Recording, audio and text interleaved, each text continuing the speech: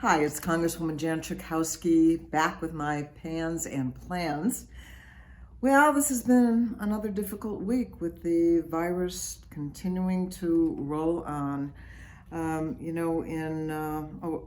the last week, the nation has added about 45,000 new cases a day and around 1,000 deaths per day. Here in Illinois, we're still averaging about 20 deaths a day over the last week and averaging 2,000 new cases every day over the past week. As I've said before, the only way we get out of this thing, well, there's two ways. One, a vaccine, and there's a rush all over the world to come up with a real proper vaccine, and maybe even more than one. But the other is for us to individually take responsibility. You know the drill. Wear a mask whenever you're inside someplace where there are other people around, and when you're outside as well. And of course, you want to wash your hands. You want to stay home as much as possible. I wanted to point out that in the Vietnam War, about 50,000 of our men and women in uniform died. 50,000. And right now we're at over 170,000. I think we are at war with this virus, and yet the attitude of the President of the United States is, I take no responsibility. I do not take responsibility. He said that. So we're at a difficult moment, and it's kind of up to us. So let's do our best to conquer in this war. I wanted to talk to you about the Postal Service. Really, it's just amazing what has been going on. We have seen a number of the sorting machines, which can sort millions and millions of pieces of mail every hour, being taken out of commission.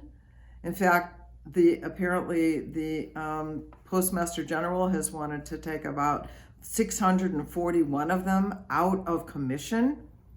There's no question that the mail is being slowed down. And what about those mailboxes that we have seen over the decades and hundreds of years, really? I think the blue boxes and the mailboxes are disappearing as well. Now, due to all of the uproar, Postmaster General Louis DeJoy has said that he's going to suspend these kind of operations. But that's not what we want. We want to go back to January 1st, 2020, and say none of the changes after that can go into effect. And that's why there is a piece of legislation, and the vote is going to be on Saturday. I'm going to tell you right now, I am not going to be present in Washington, but I will be voting by proxy. Many of you know I had a knee replacement surgery just 2 weeks ago, and my doctor said, I'm asking for a blood clot if I start flying at this point. So I'm taking my doctor's orders, but I'm definitely going to be participating in the passage of the bill called Delivering for America. In addition to going back to early this year, we are also going to be appropriating $25 billion for the Postal Service. So this week I actually participated in a couple of events, one with a number of my colleagues from Illinois, and another inviting constituents and experts from the Postal Service itself, from the union, who talked about how the Postal Service is definitely slowing down the mail.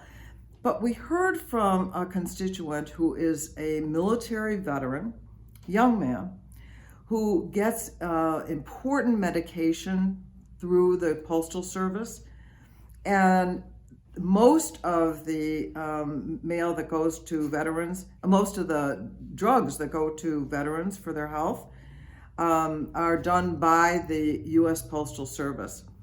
And he has not been getting that medication on time. He's one of many people, actually, that we've heard of who aren't getting their mail, who aren't getting their bills, so they can't pay them before they owe a late fee, aren't getting the checks that they need to survive and to pay those bills. It's been a serious, serious problem. And we know that it's going on, and yet there's some level of denial by the Republicans and certainly by Postmaster General DeJoy. So we have a fight on our hands. DeJoy testified this morning, Friday morning, before the Senate Homeland Security Committee, and is going to be testifying on Monday before our House Oversight Committee, chaired by Carolyn Maloney of New York, trying to get to the bottom of what is going on. They say it's been going on forever. No, the calls to our office have multiplied many times over. This is a new phenomenon. And when I talk about illegality, it is illegal. It is in the law that says that you cannot delay or take away, stop the delivery of mail. And the penalties can be 5 years in prison plus a fine.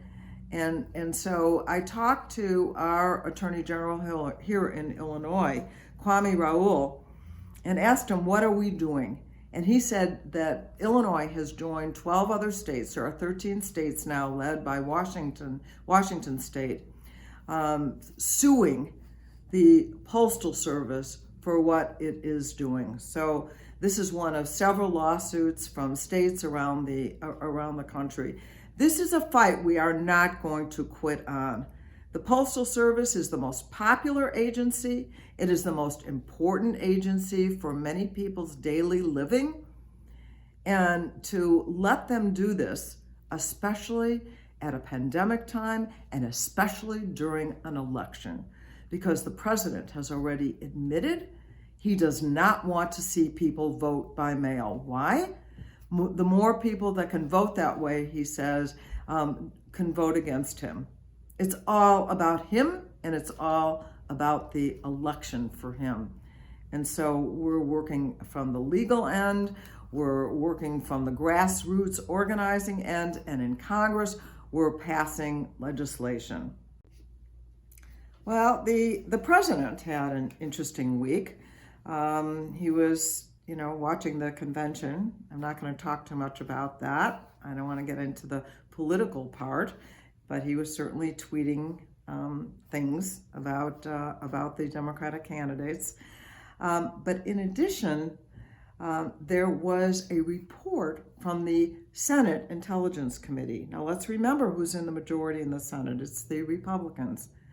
It was a bipartisan report that says that the Trump campaign actually did personally interfere with the election in the name of Paul Manafort.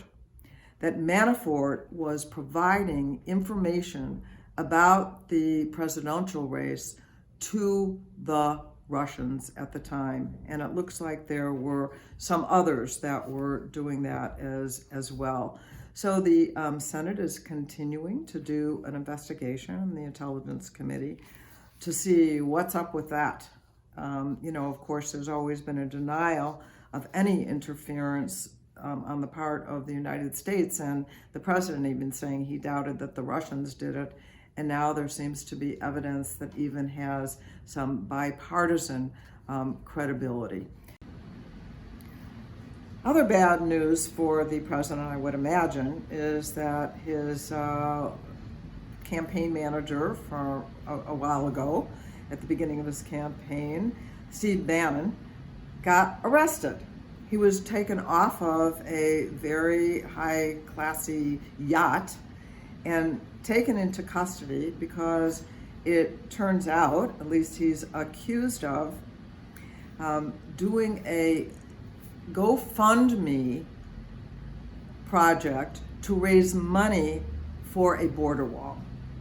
Except it didn't exactly go to a border wall. It actually went to Steve Bannon for personal expenses that he has occurred. At least those are the allegations. So Steve Bannon is now in custody.